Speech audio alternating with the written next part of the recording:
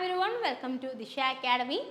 So, നമ്മുടെ RRB, JEE അതുപോലെ ALP എക്സാമുകൾ വരാൻ പോവുകയാണ്. നമുക്ക് എല്ലാവർക്കും അറിയാം. ഇനി ഏകദേശം ഒരു മാസത്തോളേ ഉള്ളൂ. അതിനു മുന്നേ സയൻസിന് വളരെയധികം വെയിറ്റേജ് ഉള്ള ഈ എക്സാമുകൾക്ക് മുന്നേ ചോദിച്ച സയൻസ് ക്വസ്റ്റ്യൻസ് ഡിസ്കസ് ചെയ്യുകയാണ് നമ്മൾ ഈ സീരീസിലൂടെ ചെയ്യുന്നത്. സോ അതിൻ്റെ തേർഡ് പാർട്ടാണ് ഇന്ന് ഇവിടെ സ്റ്റാർട്ട് ചെയ്യാൻ വേണ്ടിയിട്ട് പോകുന്നത്. അപ്പോൾ നിങ്ങൾ എല്ലാവരും നിങ്ങളുടെ കയ്യിലുള്ള ഒരു നോട്ടും പെന്നുമായിട്ട് റെഡി ആയിട്ടിരിക്കുക. ഏറ്റവും കൂടുതൽ പ്രാവശ്യം റിപ്പീറ്റ് ചെയ്ത ചോദിച്ച ക്വസ്റ്റ്യൻസ് ആണ് നമ്മളിവിടെ ഡിസ്കസ് ചെയ്യുന്നത്. അതിൻ്റെ റിലേറ്റഡ് ഫാക്ടേഴ്സും മറ്റ് ക്വസ്റ്റ്യൻസ് ആയിട്ട് വന്നിട്ടുണ്ട്. ആ കാര്യങ്ങൾ നമ്മളിവിടെ ഡിസ്കസ് ചെയ്ത് പോവുകയാണ്. അപ്പോൾ ഏകദേശം 500 ക്വസ്റ്റ്യൻസോളം നമ്മൾ എക്സാമിന് മുന്നേ ഡിസ്കസ് ചെയ്ത് തീർക്കും. പക്ഷേ 500 ക്വസ്റ്റ്യൻസ് ആണെങ്കിലും പല ക്വസ്റ്റ്യൻസിൻ്റെയും എക്സ്ട്രാ കാര്യങ്ങളും കൂടെ പറഞ്ഞു പോകുമ്പോൾ ഒരു 1500-2000 ക്വസ്റ്റ്യൻസ് പഠിക്കുന്ന എഫക്റ്റ് നിങ്ങൾക്ക് കിട്ടും. അത് ഞാൻ ഉറപ്പിച്ച് പറയുകയാണ്, എൻ്റെ അഷുറൻസ് ആണ്. നിങ്ങൾക്ക് അത്രയും ഇഫക്റ്റീവ് ആയിരിക്കും. പക്ഷേ നിങ്ങൾ ചെയ്യേണ്ടത് കൃത്യമായിട്ട് എല്ലാ കാര്യങ്ങളും നോട്ട് ചെയ്ത് പഠിക്കുക. അതുപോലെ തന്നെ ആവശ്യാനുസരണം റിവിഷൻ ചെയ്യുക. നിങ്ങൾക്ക് അറിയുന്ന കാര്യങ്ങൾ നിങ്ങൾ നോട്ട് ചെയ്ത് സമയം കളയേണ്ട. പക്ഷേ ഓരോ ക്വസ്റ്റ്യൻസിൻ്റെയും അറിയാത്ത കാര്യങ്ങൾ റിലേറ്റഡ് ഫാക്ടേഴ്സ് പറയുമ്പോൾ എന്തെങ്കിലും നിങ്ങൾക്ക് അറിയാത്ത പോയിന്റുകൾ വരികയാണെങ്കിൽ അത് നിങ്ങൾ നോട്ട് ചെയ്ത് വെക്കുക. അത് നിങ്ങൾ റിവിഷൻ ചെയ്യുന്നുണ്ടെന്ന് ഉറപ്പുവരുത്തുക. സോ നമുക്ക് നമ്മുടെ ഫസ്റ്റ് ക്വസ്റ്റ്യനിലേക്ക് പോവാം. ക്വസ്റ്റ്യൻ ഇതാണ്: who coined the term protoplasm? Protoplasm എന്ന് പറയുന്ന ടേം ആദ്യമായിട്ട് കോയിൻ ചെയ്തത് ആരാണ്? ആൻസർ നിങ്ങൾക്ക് അറിയാമായിരിക്കും. അതേ ഓപ്ഷൻ ബി ആയിട്ടുള്ള JE പർക്കിൻജെ ആണ്. JE പർക്കിൻജെ ആണ് പ്രോട്ടോപ്ലാസം എന്ന് പറയുന്ന ടേം ഏറ്റവും ആദ്യമായിട്ട് കോയിൻ ചെയ്യുന്നത്. ഓക്കെ, സോ ഓപ്ഷൻ ബി ആണ് നമ്മുടെ കറക്റ്റ് ആയിട്ടുള്ള ആൻസർ. ബാക്കി ഓപ്ഷൻസ് കൂടെ നമുക്കൊന്ന് ചെക്ക് ചെയ്യാം. അടുത്ത ഗ്രിഗർ ജോൺ മെൻഡൽ. മെൻഡലിൻ്റെ ഐഡൻറ്റിഫിക്കേഷൻ എന്തായിരുന്നു? നമ്മുടെ ജെനറ്റിക്സിൻ്റെ ഏറ്റവും ബേസിക് ആയിട്ടുള്ള കാര്യങ്ങൾ ഏറ്റവും ആദ്യം പീ പ്ലാന്റുകളിൽ എക്സാമിനേഷൻ നടത്തി കണ്ടുപിടിച്ച ആളാണ് Mendel. So Mendel is known as the father of genetics. ജെനറ്റിക്സിൻ്റെ പിതാവ് എന്നറിയപ്പെടുന്നത് ആരാണെന്ന് ചോദിച്ചു കഴിഞ്ഞാൽ മെൻഡലാണ്. മെൻഡലിൻ്റെ എക്സ്പെരിമെൻ്റൽ മെറ്റീരിയൽ എന്തായിരുന്നു ഇടയ്ക്കിടയ്ക്ക് ചോദിക്കും. പീ പ്ലാന്റുകൾ, അല്ലെങ്കിൽ ഗാർഡൻ പീ, അല്ലെങ്കിൽ പൈസം സറ്റൈവ.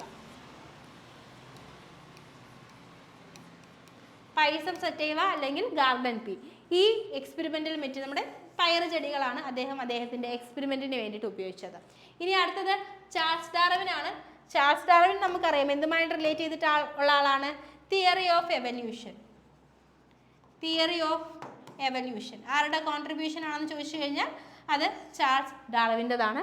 റോബർട്ട് ഹുക്ക് ആദ്യമായിട്ടൊരു സെല്ല് ഐഡൻറ്റിഫൈ ചെയ്യുന്ന ഒരു ലിവിങ് സെൽ അല്ല, നോർമൽ സെല്ല്, ഒരു നമ്മുടെ കോക്കിൽ നിന്ന് നോർമൽ സെല്ല് ആദ്യമായിട്ട് കണ്ടുപിടിക്കുന്ന ആൾ, കാണുന്ന ആൾ, മൈക്രോസ്കോപ്പ് ഉപയോഗിച്ച് അതിനെ എക്സ്പെരിമെൻ്റ് ചെയ്ത ആൾ ആരാണെന്ന് ചോദിച്ചു കഴിഞ്ഞാൽ അത് റോബർട്ട് ഹുക്കാണ്. സോ നമുക്ക് നെക്സ്റ്റ് ക്വസ്റ്റ്യനിലേക്ക് പോവാം. ഓക്കെ, അങ്ങനെയാണെങ്കിൽ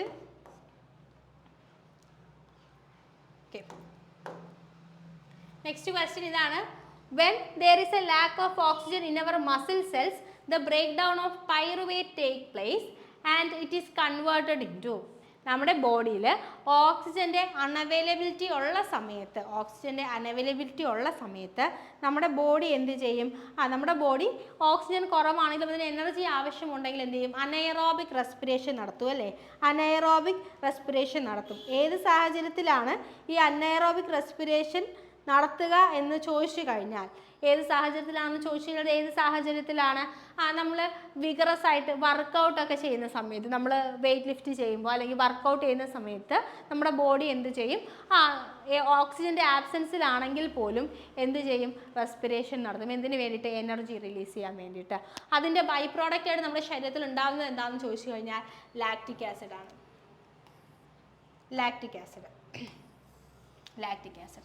ലാക്റ്റിക് ആസിഡാണ് ഇതിൻ്റെ ബൈ പ്രോഡക്റ്റ് ആയിട്ട് നമ്മുടെ ശരീരത്തിൽ ഉണ്ടാകുന്നത്. അപ്പോൾ ഈ ലാക്റ്റിക് ആസിഡ്സ് നമ്മുടെ മസിൽ സെല്ലിൽ അടിഞ്ഞുകൂടും. അതുകൊണ്ടാണ് നമ്മൾ നല്ലോണം വർക്കൗട്ട് ചെയ്ത് കഴിഞ്ഞാൽ നമുക്ക് മസിൽ പെയിനുകൾ ഉണ്ടാവുക. മസിൽ പെയിൻ, കൈവേദന, കാലുവേദന, നടക്കാൻ പറ്റില്ല. ഇത് വർക്കൗട്ട് ചെയ്തതിന് ശേഷം ഉണ്ടാകുന്നത് നമ്മുടെ ശരീരത്തിൽ അനൈറോബിക് റെസ്പിറേഷൻ നടക്കുന്നതുകൊണ്ടാണ്. ഈ ലാക്റ്റിക് ആസിഡ് കുറച്ച് ദിവസം 2 ദിവസം കഴിയുമ്പോൾ മസിലിൽ നിന്ന് ഓട്ടോമാറ്റിക്കലി ട്രാൻസ്പോർട്ട് ചെയ്യും. അപ്പോൾ നമ്മുടെ വേദനയും കുറയും. ഓക്കെ, ഞാൻ നേരത്തെ ക്വസ്റ്റ്യനിൽ ഒരു കാര്യം പറയാൻ വിട്ടുപോയി. നമ്മൾ പറഞ്ഞു സെല്ല് ആദ്യമായിട്ട് ഐഡൻറ്റിഫൈ ചെയ്തത് ആരാന്ന് ചോദിച്ചു കഴിഞ്ഞാൽ അത് റോബർട്ട് ഹുക്കാന്ന് പറഞ്ഞു. അങ്ങനെയാണെങ്കിൽ ആദ്യമായിട്ട് ഒരു ലിവിങ് സെല്ല് ഐഡൻറ്റിഫൈ ചെയ്യുന്നത്, ഒരു ജീവനുള്ള സെല്ല്, ലിവിങ് സെല്ല് ഐഡൻറ്റിഫൈ ചെയ്യുന്നത് ആരാണെന്ന് ചോദിച്ചു കഴിഞ്ഞാൽ അത് ആൻറ്റൺ വോൺ ലൂവൻഹോക്ക് ആണ്. Anton von Leeuwenhoek living cell identify ചെയ്യുന്നത്. റോബർട്ട് ഹൂക്ക് നോർമലി ഒരു സെല്ല് മാത്രമാണ് കണ്ടുപിടിച്ചത് കേട്ടോ. കോക്കിൽ നിന്നാണ് അദ്ദേഹം സെല്ല് ഐഡൻറ്റിഫൈ ചെയ്തത്. സോ നമുക്ക് നെക്സ്റ്റ് ക്വസ്റ്റ്യനിലേക്ക് പോവാം. Which of the following organelles is called as suicidal bag of cell? സെല്ലിൻ്റെ സൂയിസൈഡൽ ബാഗ് എന്നറിയപ്പെടുന്നത് ഈ തന്നിട്ടുള്ളതിൽ ഏത് ഓർഗനാണ്? Lysosomes, chloroplast, Golgi complex, mitochondria. Suicidal bag എന്താണ് സൂയിസൈഡൽ ബാഗ് എന്നറിയപ്പെടുന്നത്? അതെ, നിങ്ങൾക്കറിയുന്ന ആൻസർ തന്നെയാണ്. ലൈസോസോമുകളെയാണ് നമ്മൾ സൂയിസൈഡൽ ബാഗുകൾ എന്ന് വിളിക്കുന്നത്. അങ്ങനെയാണെങ്കിൽ ക്ലോറോപ്ലാസ്റ്റ് എന്താണ്? പ്ലാന്റുകളിൽ മാത്രം കാണപ്പെടുന്നതാണ്. ക്ലോറോപ്ലാസ്റ്റ് പ്ലാന്റിലാണ് കാണപ്പെടുന്നത്. ക്ലോറോപ്ലാസ്റ്റിനകത്താണ് ക്ലോറോഫിൽ ഉള്ളത്. ക്ലോറോഫില്ല് ഫോട്ടോസിന്തസിസിന് ഹെൽപ്പ് ചെയ്യുന്ന ഗ്രീൻ കളർ പിഗ്മെന്റ് ആണ്. പിന്നെ ക്ലോറോഫില്ലിലുള്ള മെറ്റൽ ഏതാണെന്ന് ചോദിച്ചു കഴിഞ്ഞാൽ മഗ്നീഷ്യമാണ്. ഇനി Golgi complex. Golgi complex is also known as traffic police of cell. Traffic police of cell എന്നറിയപ്പെടുന്ന ആരാണെന്ന് ചോദിച്ചു കഴിഞ്ഞാൽ അത് ഗോൾജി കോംപ്ലക്സ് ആണ്. അങ്ങനെയാണെങ്കിൽ നിങ്ങൾ പറയൂ mitochondria. Mitochondria is also known as. മൈറ്റോകോൺട്രിയയുടെ പേരെന്താണ്? മൈറ്റോകോൺട്രിയ പറഞ്ഞ മൈറ്റോകോൺട്രിയയുടെ മറ്റൊരു പേര്? Mitochondria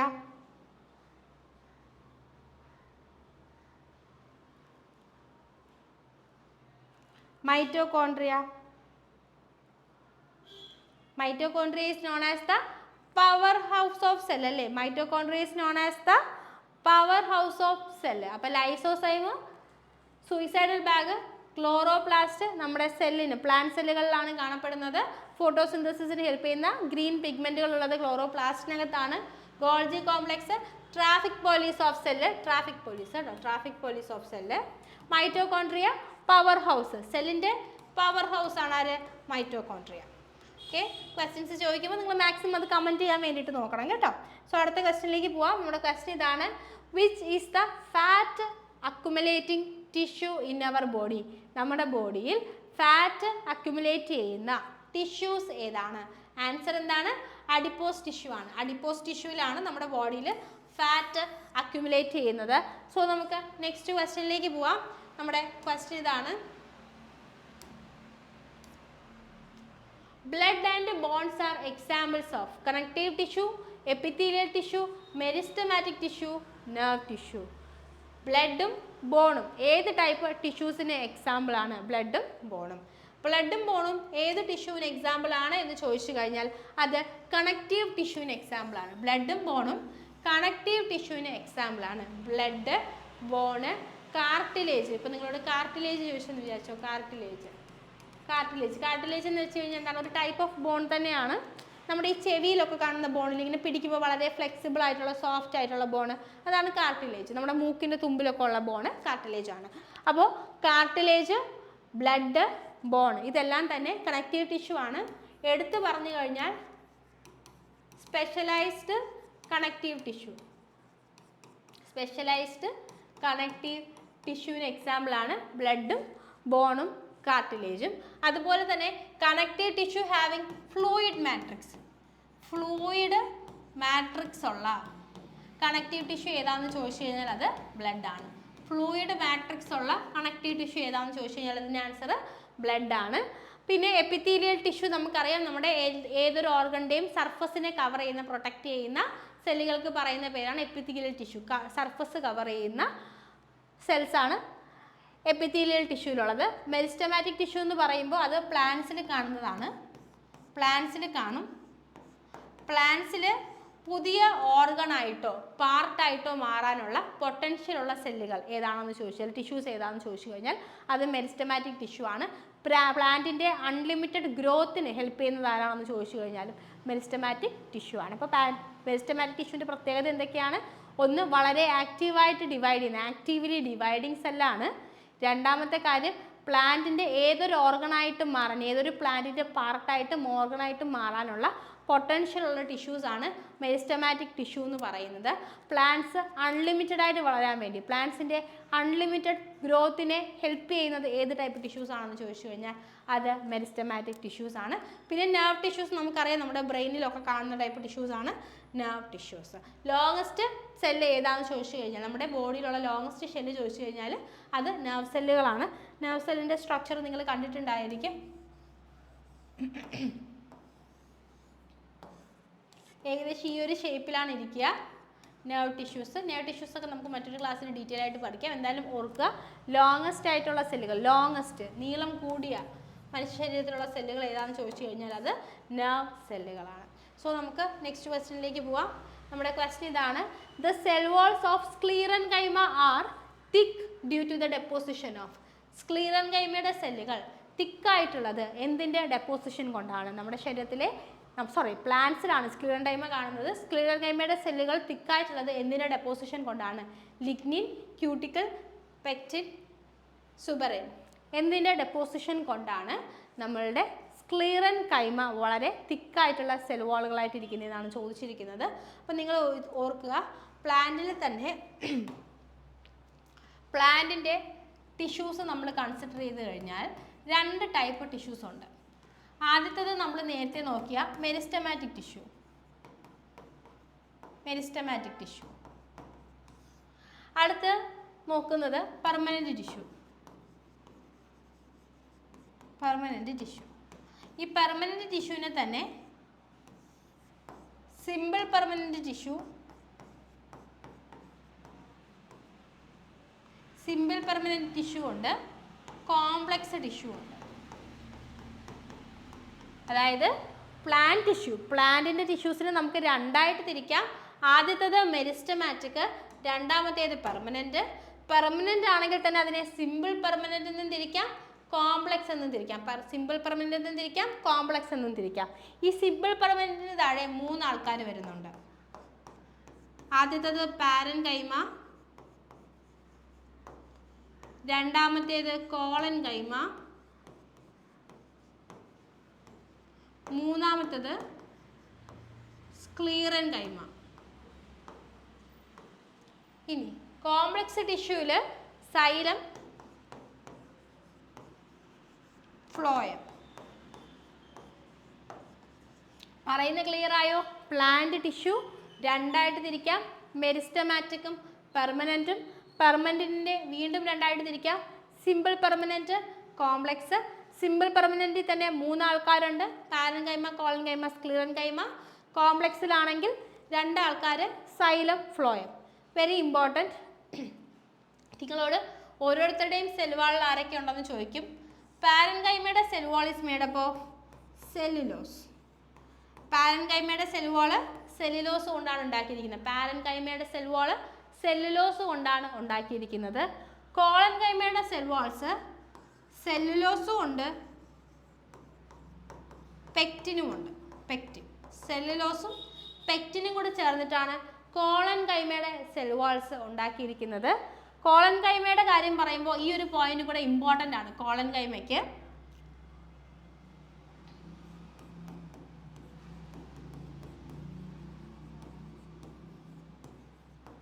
thickened at corners. എന്താണ്? Cell walls. സെൽ വാൾസ് അതിൻ്റെ കോർണറുകളിൽ മാത്രം തിക്കനായിട്ടുള്ള ഒരു സ്ട്രക്ചറാണ് കോളൻകൈമയ്ക്കുള്ളത്. ഫ്ലെക്സിബിലിറ്റി കൊടുക്കുന്നത് കോളൻകൈമയാണ്. നമ്മുടെ കോളൻകൈമയുടെ സെൽസ് എങ്ങനെ ഇരിക്കുമെന്ന് ചോദിച്ചു കഴിഞ്ഞാൽ ഇതാ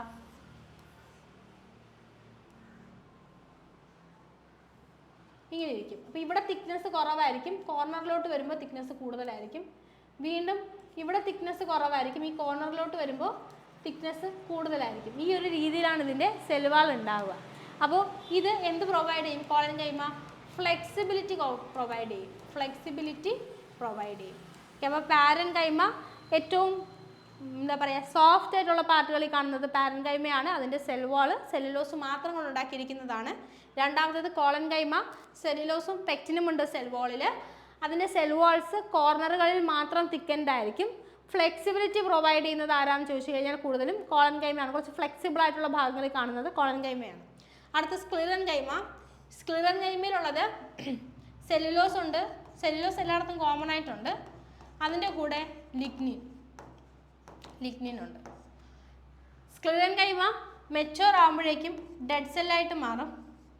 ബാക്കി രണ്ടാളും മെച്യൂരിറ്റിയിലും ലിവിങ് സെല്ലാണ്. പക്ഷേ സ്ക്ലിറൻ കൈമ ഡെഡ് ആവുന്ന സമയത്ത്, മെച്യൂർ ആവുന്ന സമയത്ത് ഡെഡ് സെല്ലായിട്ട് മാറും.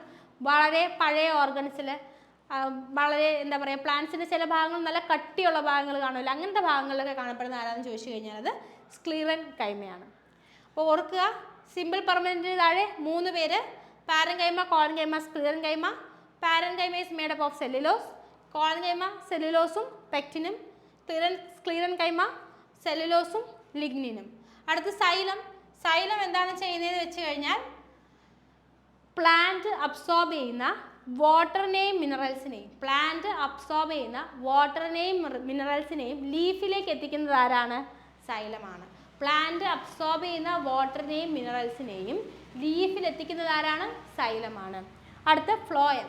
പ്ലാന്റ് പ്രിപ്പയർ ചെയ്യുന്ന ഫുഡിനെ ലീഫിൽ നിന്നും ബാക്കിയുള്ള പ്ലാന്റ് പാർട്ടുകളിലേക്ക് എത്തിക്കുന്ന ആരാണെന്ന് ചോദിച്ചു കഴിഞ്ഞാൽ ഫ്ലോയം. ഇത്രയും കാര്യങ്ങൾ ഇമ്പോർട്ടൻ്റ് ആണ്. ഈ ഒരു യൂണിറ്റിൽ നിന്ന്, പ്ലാന്റിൻ്റെ അനാട്ടമി പഠിക്കുന്ന, പ്ലാന്റിൻ്റെ സെല്ലുകൾ പഠിക്കുന്ന യൂണിറ്റിൽ നിന്ന് ഇത്രയും കാര്യങ്ങളാണ് നിങ്ങളോട് ചോദിക്കുക. നോട്ട് ചെയ്ത് വെച്ച് പഠിക്കുക, വളരെ ഇമ്പോർട്ടൻ്റ് ആണ്. സോ നമുക്ക് നെക്സ്റ്റ് ക്വസ്റ്റ്യനിലേക്ക് പോവാം. ക്വസ്റ്റ്യൻ ഇതാണ്: which of the following tissue has hard cell wall? പറഞ്ഞേ. ഏറൻ കൈമ, പാരൻ കൈമ, സ്ക്ലിറൻ കൈമ, കോളൻ കൈമ. ഹാർഡ് ആയിട്ടുള്ള സെൽ വാൾ ആർക്കാണുള്ളത്? നമ്മൾ പറഞ്ഞു ഫ്ലെക്സിബിൾ ആയിട്ടുള്ളത് ആൾക്കാണ്, കോളൻ കൈമയ്ക്കാണ്. ഏറ്റവും എന്താ പറയുക, വളരെ സ്മൂത്ത് ആയിട്ടുള്ള സോഫ്റ്റ് ആയിട്ടുള്ള സെൽ ഏതാണെന്ന് ചോദിച്ചു കഴിഞ്ഞാൽ പാരൻ കൈമയാണ്. ഏറ്റവും എന്താ പറയുക ഹാർഡ് ആരാന്ന് ചോദിച്ചു കഴിഞ്ഞാൽ സ്ക്ലിറൻ കൈമയാണ്. സോ ഓപ്ഷൻ സി, സ്ക്ലിറൻ കൈമയാണ് നമ്മുടെ കറക്റ്റ് ആയിട്ടുള്ള ആൻസർ. സോ നമുക്ക് നെക്സ്റ്റ് ക്വസ്റ്റ്യനിലേക്ക് പോവാം. ക്വസ്റ്റ്യൻ ഇതാണ്: which of the following is related to carrying water in plants? പ്ലാന്റ്സിൻ്റെ വെള്ളം ക്യാരി ചെയ്യുന്ന ഒരു കാര്യവുമായിട്ട് റിലേറ്റ് ചെയ്തിട്ടുള്ളത് ഇതിലാരാണ് എന്നാണ് ചോദിച്ചിരിക്കുന്നത്. അപ്പോൾ നിങ്ങൾക്കറിയാം, പ്ലാന്റ്സ് റൂട്ടിൽ നിന്നും ലീവ്സിലേക്ക് വാട്ടറും മിനറൽസും ട്രാൻസ്പോർട്ട് ചെയ്യുന്നത് എന്തുപയോഗിച്ചിട്ടാണ്? നമ്മൾ പറഞ്ഞു സൈലത്തിലൂടെയാണെന്ന് പറഞ്ഞു. Xylem. Option B. So next ക്വസ്റ്റ്യനിലേക്ക് പോവാം. ക്വസ്റ്റ്യൻ ഇതാണ്: which one of the following is not a macronutrient? താഴെ തന്നിട്ടുള്ളതിൽ ഏതാണ് മാക്രോ ന്യൂട്രിയൻ്റ് അല്ലാത്തത്? അപ്പോൾ നമ്മുടെ ശരീരത്തിൽ രണ്ട് ടൈപ്പ് ന്യൂട്രിയൻസ് ഉണ്ട്.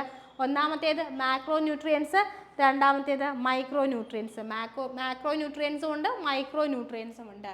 അപ്പോൾ അതിനകത്ത് മാക്രോ ന്യൂട്രിയൻസിൽ വരുന്ന ആൾക്കാരാണ് ഫാറ്റ്, കാർബോഹൈഡ്രേറ്റ്.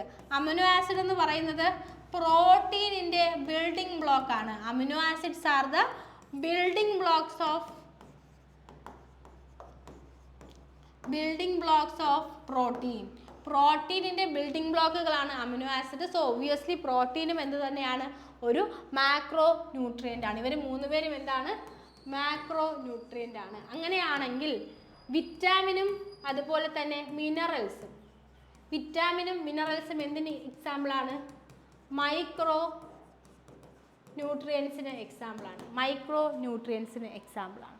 സോ നമുക്ക് നെക്സ്റ്റ് ക്വസ്റ്റ്യനിലേക്ക് പോവാം. നെക്സ്റ്റ് ക്വസ്റ്റ്യൻ ഇതാണ്: the outer protective layer of ട്രീയുടെ ഔട്ടർ പ്രൊട്ടക്റ്റീവ് ലെയർ ഏതാണ് നമുക്കറിയാം അല്ലേ? ട്രീയുടെ ഏറ്റവും പുറത്ത് കാണുന്ന ലെയറിന് നമ്മൾ പറയുന്ന പേര് ബാർക്ക്. ട്രീയുടെ bark, outer protective layer of tree എന്താണ്? അതിൻ്റെ ബാർക്ക്. സോ നമുക്ക് നെക്സ്റ്റ് ക്വസ്റ്റ്യനിലേക്ക് പോവാം. ക്വസ്റ്റ്യൻ ഇതാണ്: epidermis of desert plants has a thick waxy coating of എന്താണ്? ക്യൂട്ടിൻ.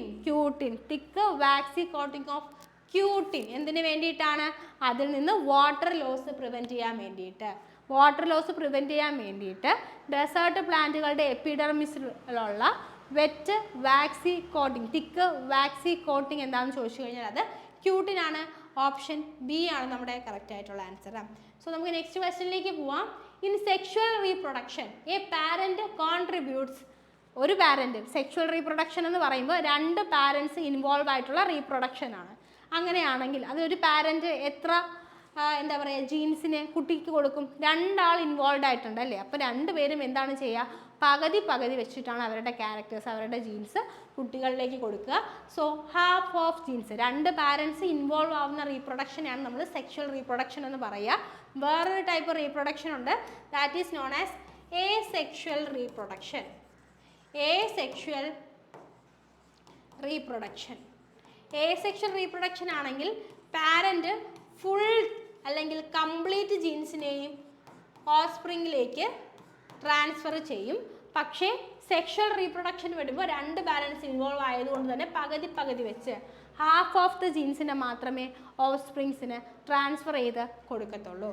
സോ നമുക്ക് നെക്സ്റ്റ് ക്വസ്റ്റ്യനിലേക്ക് പോവാം.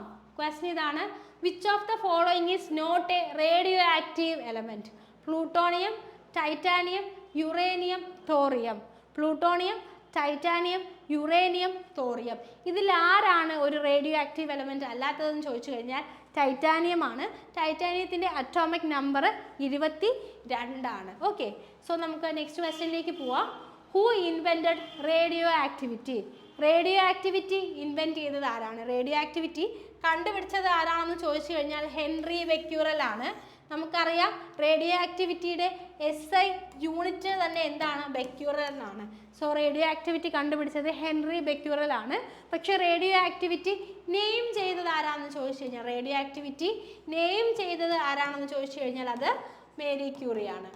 മേരി ക്യൂറിയാണ്. ബെക്യൂറലിൻ്റെ സ്റ്റുഡൻ്റ് ആണ് Marie Curie. So radio activity identify ചെയ്തത് ബെക്യൂറൽ ആണ്. പക്ഷേ അതിന് റേഡിയോ ആക്ടിവിറ്റി എന്ന് പേരിട്ടത് ആരാണെന്ന് ചോദിച്ചു കഴിഞ്ഞാൽ മേരി ക്യൂറിയാണ്. സോ നമുക്ക് നെക്സ്റ്റ് ക്വസ്റ്റ്യനിലേക്ക് പോവാം. നമ്മുടെ ക്വസ്റ്റ്യൻ ഇതാണ്, what is positively charged ion called? Positive ചാർജുള്ള അയോണിന് നമ്മൾ പറയുന്ന പേരെന്താണ്? പോസിറ്റീവ്ലി ചാർജ്ഡ് അയോണിൻ്റെ പേര് കാറ്റയോൺസ് എന്നാണ്. അങ്ങനെയാണെങ്കിൽ ആനയോൺ എന്ന് വെച്ച് കഴിഞ്ഞാൽ എന്താണ്? നെഗറ്റീവ് ചാർജുള്ള അയോണ്. നെഗറ്റീവ് ചാർജുള്ള അയോണുകളെ വിളിക്കുന്നത് ആനയോണ്, പോസിറ്റീവ് ചാർജുള്ള അയോണുകളെ വിളിക്കുന്നത് കാറ്റയോൺസ്. ഓക്കെ, അപ്പം ഇത്രയും കാര്യങ്ങൾ നിങ്ങൾക്ക് ക്ലിയർ ആയെന്ന് വിചാരിക്കുന്നു. കൂടുതൽ ക്വസ്റ്റ്യൻസുമായിട്ട് ഇതിൻ്റെ നെക്സ്റ്റ് പാർട്ടിൽ നമുക്ക് കാണാം. Happy learning, have a nice day, by.